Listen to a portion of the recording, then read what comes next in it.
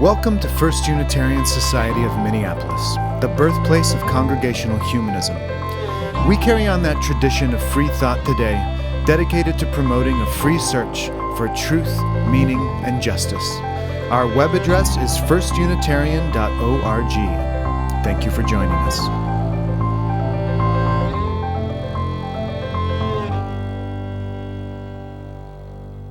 When I was in my first year of university, I joined a J-term trip to Europe for a study of the arts. Our first stop was London, and we stayed in an old, very charming walk-up hotel. And we had quite a few chuckles about the fire buckets in the hallways. They were quaint, and they were a bit terrifying. I still remember imagining the possibility of a fire emergency and how we might use those buckets. I mean, where would we even get the water? And could we fill the buckets fast enough? Were there even enough buckets? And how would we possibly know what to do? And if there was to be comfort for these imaginings, it was that I was with a group of friends.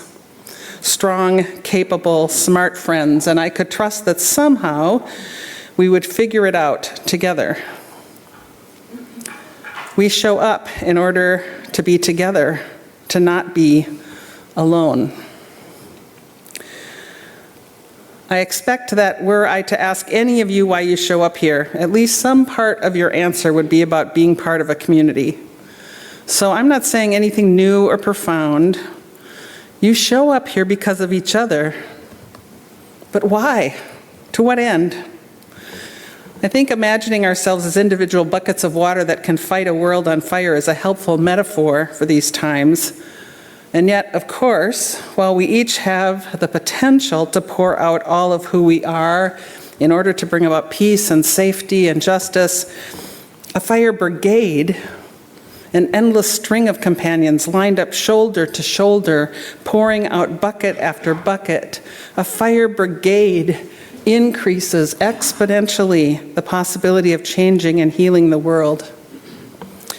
The presence of others who are pulling in the same direction, who have similar visions for the future, who are willing to be in the struggle for justice, the presence of others is healing and restorative and comforting.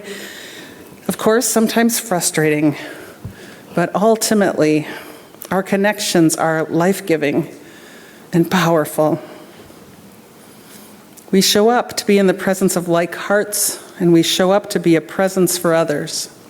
Because, well, you know, if we didn't, a beloved community simply couldn't exist. The beloved community takes all of us showing up for all of us. It takes the bucket of you to create a bucket of us. I know how easy it is to think that it doesn't matter if we're here, that no one will notice our absence. And yet, it does matter. If we're not here or at a protest or making phone calls, then we're not contributing to that bucket brigade. For everyone who doesn't show up, you know, there's a gap in the line, places where those unique gifts and energy are missing, which requires someone else to do more and to be more, and the work gets harder, and maybe the fire even gets out of control. You know, you've probably been in something like a bucket brigade at some point in your life, shuttling moving boxes or loading supplies or passing building materials or filling sandbags. And so we all know that it's easier when there's a full crew, when every step, when every piece of that line is covered, when the distance between us is no greater than an arm's length, when there are folks who will rotate in so that we can rotate out when we're tired.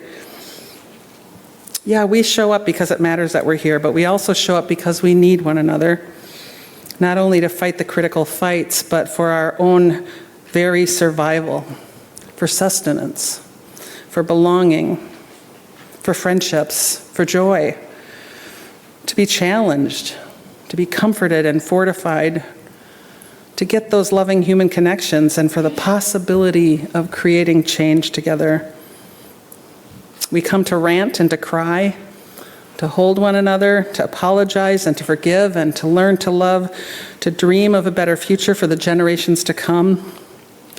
And all of that is possible because we show up, bringing our own buckets and getting in line with others to accomplish big things.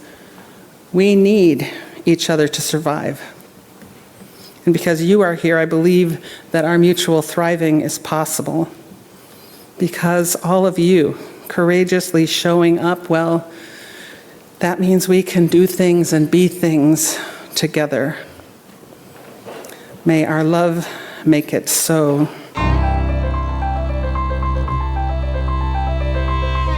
Thanks for listening. You can find much more about humanism and what's happening at First Unitarian Society of Minneapolis by visiting our website at firstunitarian.org.